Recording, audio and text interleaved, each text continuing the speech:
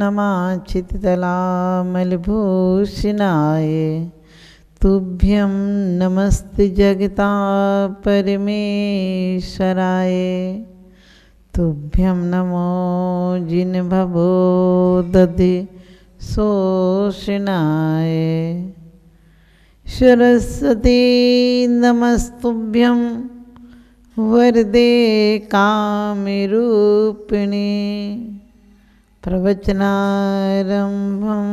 करिष्यामि सिद्धि भवतु मे सदा दाम बिना निर्धन दुखी तृष्णा वसुधनवान कबहु न सुख संसार में सब जग देखो छान।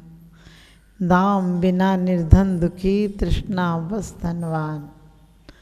कहते हैं वास्तव में इस जगत में दाम बिना निर्धन दुखी तृष्णा बस धनवान कबहु न सुख संसार में सब जग देखो छान। जब भी देखो गरीब आदमी कहता है अमीर सुखी है, अमीर कहता है गरीब सुखी है, गांव वाला कहता है शहर में लोग सुखी हैं, शहर वाले कहते हैं गांव में सुखी हैं। कहीं सुख नहीं है। जो संसार विषय सुख होता तीर्थंकर क्यों त्यागे, काहे को शिव साधन करते संयम सो अनुरागे। कहते हैं जो संसार विषय सुख होता, यदि संसार सुख का नाम होता तो तीर्थंकर क्यों त्याग देते। संसार में हम विपरीतताएं देखते हैं, लगता है कोई परमात्मा बैठा कोई सुख और दुखों की पोटली लिए है जो किसी को सुख दे देता है किसी को दुख दे देता है। वास्तव में ना कोई किसी को सुख देता है ना किसी को दुख देता है। हमारे स्वयं के किए गए कर्म हैं जिनके माध्यम से हमें सुख और दुख प्राप्त होता है। और सच्चाई तो ये है कि ना सुख ना दुख दोनों हमारी मानसिक स्थितियों पर है। सम्यक दृष्टि दुख में भी सुख का अनुभव करता है, विपरीतताओं में भी अनुकूलता को खोज लेता है। वो संसार में भी मोक्ष मार्ग प्रारंभ कर देता है, क्योंकि मार्ग कभी भी हो सकता है, कुछ भी हो सकता है। मार्ग जरूरी नहीं, मार्ग तो एक होता है, लेकिन हमारी परिस्थिति हमारी मन स्थिति जैसी होती है वैसे मार्ग पर हम जाना प्रारंभ कर देते हैं। रास्ता एक होता है, लेकिन वही शराबी के लिए रास्ता शराब घर तक ले जाता है। वही रास्ता एक है, पुजारी को पुजारी मंदिर तक ले जाता है। लेकिन कभी हमने देखा है कि कोई पैर के लिए मजबूर है, किसी पर जूते नहीं हैं तो किसी पर शरीर रोगी है, किसी को और बहुत सारी व्याधि हैं। क्योंकि कोई पुत्र बिना नित जीवरे होए मरे तब रोवे खोटी संतति ते सुख उपजे दुख उपजे। कहते हैं खोटी संतति ते दुख उपजे क्यों प्राणी सुख सोवे। कोई पुत्र बिना नित झूरे होए मरे तब रोवे खोटी संतति ते दुख उपजे क्यों प्राणी सुख सोवे। कहते हैं बैराग भावना में बड़ी अच्छी बात कही है कि कोई पुत्र के बिना रोता है, कोई का पुत्र नालायक निकल जाता है तब रोता है, कोई के यहाँ संपत्ति है तो रोता है, कोई के यहाँ संपत्ति नहीं है तो रोता है। जिसके यहाँ है वो सोचता है कोई इनकम टैक्स वाले आदि के छापे ना पड़ जाएं, और जिसके यहाँ संपत्ति नहीं है वो इसलिए रोता है कि काश होती तो हम दे देते। लेकिन संपत्ति होना हमारे लिए पुण्य का काम नहीं है। संपत्ति में हम समता भाव कैसे रखें। लोग कहते हैं कि गृहस्थी नरक का कारण है। मैंने कहा गृहस्थी नरक का कारण नहीं है, क्योंकि बहुत सारे जीव ऐसे हैं संसार में जिनकी गृहस्थी नहीं है, लेकिन ग्रस्तपना है। इसलिए आचार्यों ने कहा गृहस्थी त्यागने को नहीं कहा, ग्रस्तपना त्यागने को कहा है। और इसीलिए हमारे आचार्यों ने कहा है सम्यक दृष्टि के लिए कि गेही पे ग्रह में न रहें जो जलते भिन्न कमल हैं, और नगर नारी को प्यार यथा कादे में हेम अमल हैं। कहते हैं कि गेही पे न रहे, सम्यक दृष्टि घर में रहता हुआ घर में नहीं रहता है। क्यों, कैसे भिन्न रह सकता है। कोई कहता है हम घर में रहते तो कैसे भिन्न रह सकते हैं। रह सकते हैं। हमारी परिणति में, हमारी मनोवृत्तियों में, हमारी चित्त वृत्तियों में अंतर होना चाहिए कि हम घर में रहते हुए, घर हमारे अंदर कहाँ रहता है। लोग कहते हैं घर में घबराहट होती है, घर में रहेंगे तो नरक चले जाएंगे। मैं कहती हूँ घर में रहकर नरक नहीं जाओगे, संसार में ही मुक्ति का प्रारंभ होता है, संसार से ही मुक्ति उपजती है। संसार एक दूध की तरह है, इसे जमाने की कला सीख जाओगे तो मक्खन भी आएगा, घी भी निकलेगा उसमें से। और यदि इसे समय पर तपाओगे नहीं, समय पर इसे सही प्रक्रिया से नहीं गुजारोगे तो जीने को हर लोग जिया करते हैं, जीने को हर लोग जिया करते हैं। जीने के ढंग अलग अलग हुआ करते हैं। कुछ जीते हैं महलों में, कुछ फुटपाथों पर ज़िंदगी गुजार देते हैं।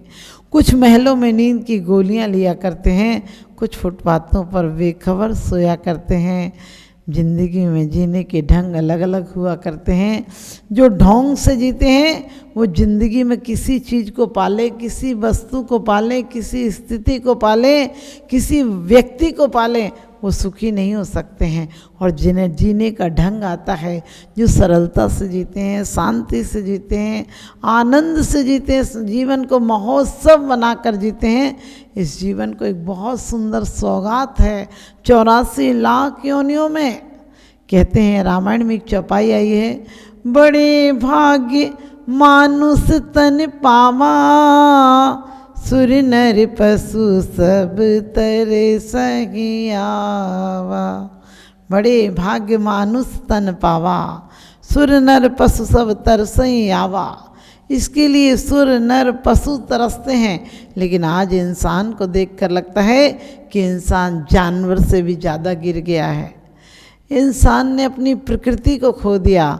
इंसान को इसलिए श्रेष्ठ कहा था 84 लाख योनियों में कि वो परमात्मा की आराधना, उपासना, शांत करुणा भावों से वो परमात्मा को अपने अंदर उत्पन्न कर सकता है, परमात्मा शक्ति को प्रकट कर सकता है। वह ग्रस्त में रहते हुए परमात्मा की आराधना और उपासना में डूबकर स्वयं परमात्मा बन सकता है। क्योंकि कहा है, कलयुग केवल नाम आधारा, सुमरी सुमरी उतरे भव पारा। कलयुग केवल नाम आधारा, सुमरी सुमरी उतरे भव पारा। वास्तव में कलयुग में सुमरने का मतलब हम बेकार में मंदिरों में घंटियां बजाते हैं, शास्त्रों के पेज पलट कर घर चले जाते हैं, जिंदगी का एक पेज भी नहीं पलटता। हमारी मनोवृत्तियों का, हमारी चित्तवृत्तियों का, हमारी जीवन शैली का एक पेज भी नहीं पलटता है। हम परमात्मा के पेज, उपदेशों के पेज पलट कर चले जाते हैं। हम भगवान का रोग प्रक्षाल करते हैं, लेकिन अपने जीवन में पापों का प्रक्षालन कभी नहीं करते हैं। पापों का प्रक्षालन करो तो तुम्हें अभिषेक करो या नहीं करो, तुम अभिषेक के योग्य हो जाओगे। पापों के प्रति रोज व्यक्ति आंख गड़ाए है, रोज अपनी समझदारी और चालाकी से लोगों को ठग रहा है, लेकिन लोगों को नहीं ठग रहा है, अपने स्वयं को ठग रहा है। क्योंकि दूसरों को क्या ठगोगे, दूसरों को ठग कर थोड़े से पैसे इकट्ठे कर लोगे, मौत आएगी वो छीन कर चली जाएगी। आदमी बड़ा बेईमान है, कोई मरता है तो मौत पर भी अच्छे अच्छे लेबल लगा रखे हैं। क्योंकि शराब की दुकानों में आपने देखा होगा लेबल लगा लेते हैं लोग, शीशियों में शराब वही होती है, सिर्फ लेबल लगा लेते हैं। हमने भी खराब खराब नामों को अच्छे नाम दे रखे हैं। संसार का बढ़ना, अरे नरदेह की ये हार है, नहीं एक क्षण तुझको, अरे इसका विवेक विचार है। निर्दोष सुख निर्दोष आनंद लो, जहाँ भी प्राप्त हो। आचार्यों ने तो कहा है कि निर्दोष सुख, ये निर्दोष सुख का मतलब है पापों, कसाय, व्यसन, इन सब के बारे में सोचते हैं। हमारे अंदर जिस समय ये मनोवृत्तियाँ, दुष्प्रवृत्तियाँ जब भी उत्पन्न होती हैं, हम तुरंत कर डालते हैं। फिर अच्छी वृत्तियों को, जो हमारी आत्मिक शक्ति है, उसको हम क्यों सोचते हैं, कल पर टालते हैं। आपने देखा होगा दान पूजा करना हो तो कल पर टालते हैं, व्रत उपवास करना हो कल पर टालते हैं, किसी से क्षमा मांगना हो कल पर टालते हैं, और क्रोध आए तो आज कर डालते हैं। हम जितनी बुराइयां हैं वो आज कर डालते हैं, और जितनी अच्छाइयां हैं वो सोचते हैं कल कर लेंगे, बाद में कर लेंगे, आखिरी में कर लेंगे, बुढ़ापे में कर लेंगे। अरे बुढ़ापा कब आएगा? क्या भरोसा कांच का घट है किसी दिन टूट जाए, क्या भरोसा कांच का घट है किसी दिन टूट जाए, और एक मामूली कहानी है अधूरी छूट जाए, एक मामूली कहानी है अधूरी छूट जाए। क्योंकि कहा है दाम बिना निर्धन दुखी, पैसे के बिना गरीबों की भी क्या जिंदगी है। हे प्रभु इन गरीबों से बना क्या अपराध तेरा है, हे प्रभु इन गरीबों से बना क्या अपराध तेरा है, जो इनके सारे जीवन में अंधेरा ही अंधेरा है। ना पेट भर रोटी है, ना अमन चैन की ज़िंदगी है, न बच्चों की पढ़ाई है, न बीमारी का इलाज है। दिन भर मजदूर तसले डालता है, गर्मी में तपता है, फिर भी मालिक से झिड़क मिलती है, पत्नियों से ख्वाहिश की लिस्ट मिलती है, लेकिन कहीं पूरा नहीं कर पाता है। ये भी कोई ज़िंदगी है? तो अमीर भी दिन रात लगा है, भोगने का तो मौका ही नहीं मिलता है। घर में सुंदर पत्नी है, दो शब्द प्यार के नहीं बोलता है, सोचता है बाद में, पहले कमा लूँ फिर बाद में रहूँगा। बच्चे अच्छे हैं, बच्चों से प्यार करने का, बच्चे के पास बैठने का मौका नहीं मिलता है। माँ बाप आस लगाए हैं ज़िंदगी की, दाव को हार कर तुम्हें जिताया है, उन अपनी ज़िंदगी की हार को अपना कर ज़िंदगी का सब कुछ निछावर तुम पर करके तुम्हें इतना काबिल इंसान बनाया है। लेकिन अपने बाप से एक मुस्कान देने की तुम्हारे अंदर औकात नहीं, तुमसे बड़ा और दरिद्री क्या होगा। माँ बाप के बोलने पर उन्हें झिड़क देते हो। माँ बाप की ज़रूरतों के लिए, पत्नी के लिए दवा ला सकता है इंसान, पत्नी के लिए साड़ियाँ ला सकता है, गिफ्ट ला सकता है जन्मदिन पर, लेकिन माँ की दवाई हो तो बेटा ये कह देता है कि अभी खर्चे ज़्यादा हैं, बाद में बताना। सोच कर देखना उनने तुम पर कितना लगाया। इसी का नाम संसार है, जहाँ पर हर उम्मीदें बेकार चली जाती हैं, जहाँ सपने बिखर जाते हैं, संसार उसका नाम है। जहाँ बाजार लग भी नहीं पाता कि उखड़ने का नंबर आ जाता है, जहाँ आदमी सपने संजो भी नहीं पाता कि नींद टूट जाती है। लेकिन नींद टूट जाती है तब तक वक्त नहीं बचता है, नींद टूट जाती है जब आपको बुढ़ापे में जिल्लतें और आपको अपेक्षाएं की जगह उपेक्षाएं मिलती हैं, तब आपकी आँख खुल जाती है। लेकिन क्या करोगे अब आँख खुलने के बाद? क्योंकि कहते हैं अर्धि मृतक सम बूढ़ापनो, कैसे रूप लखे आपनो। अर्ध मृतक सम बूढ़ापनो, कैसे रूप लखे आपनो। ध्यान रखना, इंद्रियां एक दूसरे का काम नहीं करती। हम हमेशा कर्ता भाव लाते हैं, मैंने ऐसा किया, मैंने ऐसा किया। अरे तुमने क्या किया? करने योग्य काम तुम बिल्कुल नहीं कर पाए। करने योग्य काम कर लेते, यानी करने योग्य काम यही था कि परमात्मा का ध्यान कर लेते, आराधना कर लेते, उपासना कर लेते, तो तुम्हारा जीवन सफल हो जाता। वरना इस जीवन में सिर्फ आदमी बहुत पेपर मिलता, उसको जीवन में पेपर मिलता है, 3 पेज का पेपर होता है। पहला पेज हमें खाली मिलता है, उसमें कुछ भरा हुआ आता है। दूसरा पेज हमें भरना होता है। तीसरे पेज के टाइम कोई भर पाता है, कोई खाली चला जाता है। जो जीवन के रहस्य को समझ लेता है, जो आज और अभी को समझ लेता है, जो परिस्थितियों को अपने अनुकूल बना लेता है, परिस्थितियों के अनुकूल नहीं चलता बल्कि परिस्थितियों को अपने अनुसार ढाल लेता है, वो परमात्मा बन जाता है। परमात्मा किस नाम का नाम है? जन्म लेने का नाम इंसानियत नहीं है। इंसान के रूप में परमात्मा का अपने अंदर उत्पन्न हो जाना, अपने अंदर वो परमात्मा शक्ति का प्रादुर्भाव हो जाना इंसान की ज़िंदगी का नाम है। ज़िंदगी एक संभावना की तरह मिलती है, जन्म एक संभावना की तरह मिलता है। कोई इसको पूर्ण ऊंचाइयों पर ले जाता है, परमात्मा बनाता है, तो कोई इसे पाप कर कर नीचे नरक में चला जाता है। राशियों से कुछ नहीं होता। लोग ज्योतिषियों के पास राशियों की लाए हाथ लगा कर बैठे रहते हैं। उस 2 टके के व्यक्ति के पास, जिसको अपनी ज़िंदगी का ख्याल नहीं, वो तुम्हें क्या बताएगा तुम्हारी ज़िंदगी के बारे में।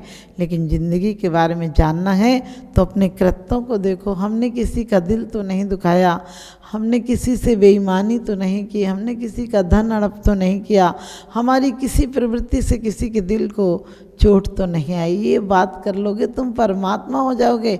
परमात्माओं के मंदिर में क्या भिखारी से खड़े रहते हो? क्या खाते वही में अपनी आंखें गड़ाए रहते हो? अपना खाता भी देखा करो कभी कि ज़िंदगी किस लिए मिली थी, जिससे आपने कोई से उधार लिया हो और आप समय पर नहीं चुकाएं तो दोबारा कोई देता नहीं, आपकी शक्ल देखना भी पसंद नहीं करता। आप भी कर्मों से उधार लेकर आए थे, क्योंकि थोड़ी सी ज़िंदगी मिली थी, कुछ आरजू में गुजर गई, कुछ इंतज़ार में गुजर गई। हमारी ज़िंदगी में यही सोचते कल सुख मिलेगा, आज और अभी जो सुख मिला उसे नहीं भोगते हैं। सुख का मतलब आप यही चाहते हैं ना, इंद्रियों के सुख। इंद्रियों के सुख बाहर से आते हैं, बहुत वेदनाएं देते हैं। जो पदार्थ हैं वो इकट्ठे कर लिए जाएं, लेकिन कौन कैसे पदार्थ इकट्ठे करोगे, कैसे पदार्थ तृप्ति देंगे? पदार्थ सीमित हैं और व्यक्तियों की इच्छाएं असीमित हैं। सम्राट सिकंदर भी धन जोड़ता रहा। डायनेसिस ने उससे कहा था क्यों जोड़ रहे हो? उसने कहा बस एक यात्रा करने जाऊंगा। उसने कहा ज़िंदगी में यहाँ सबकी यात्राएं अधूरी रह जाती हैं, तू कौन सी यात्रा पर जाएगा? उसके बाद उसने अपनी माँ से कहा था, उसकी माँ ने युद्ध पर जाते टाइम कहा था बेटा छोड़ दे, क्यों जा रहा है युद्ध करने? इतनी संपत्ति, अपार संपत्ति, क्या करेगा? उसने कहा था माँ बस एक बार जाऊंगा फिर लौट आऊँगा। उसकी माँ ने कहा था मैं बूढ़ी हूँ, तुझे देख पाऊँगी कि नहीं देख पाऊँगी? उसने कहा था माँ मैं समय पर लौट आऊँगा और तू चिंता मत कर, मैं वचन का पक्का हूँ, लौटूंगा। लेकिन कहते सम्राट भी नहीं लौट पाया। सिकंदर को भी उस दिन एहसास हुआ जब करोड़ों की दौलत देने को तैयार था, लेकिन एक सांस की मोहलत नहीं मिली, कुछ देर की सांसें नहीं मिली ताकि वो अपनी माँ से मिल लेता, वचन पूरा कर लेता। तुम भी वचन पूरे करने के, कभी दोस्तों के वचन पूरे करते हो, कभी मित्रों के वचन पूरे करते हो, कभी पत्नी के वचन पूरे करते हो, कभी बच्चों के लिए वचन पूरे करते हो, हर का वादा निभाते हो। लेकिन जो परमात्मा से वादा करके आए थे, जो स्वयं से वादा करके आए थे कि मैं मनुष्य नहीं बनूंगा, धर्मनाथ भगवान की स्तुति करते हुए कहा है क्या हिंदू बन जाते हो, मुसलमान बन जाते हो, सिख बन जाते हो, ईसाई बन जाते हो, 13 पंथी बन जाते हो, 20 पंथी बन जाते हो, क्या पंथों में बढ़ जाते हो, ग्रंथों में बढ़ जाते हो, संतों में बढ़ जाते हो? अरे बनना है, कुछ बनना है तो परमात्मा बनो, उससे पहले इंसान क्या बनना? यदि बनना है तो लोगों से क्या इज्जत पाना? देवताओं के द्वारा तुम्हारा सम्मान हो, 3 लोग तुम्हारे चरणों में नतमस्तक हो जाए, ऐसी भावना बनाओ और आप सब भी परमात्मा बने। इन्हीं शुभ भावनाओं के साथ आशीर्वाद। बोलिए आदिनाथ भगवान की।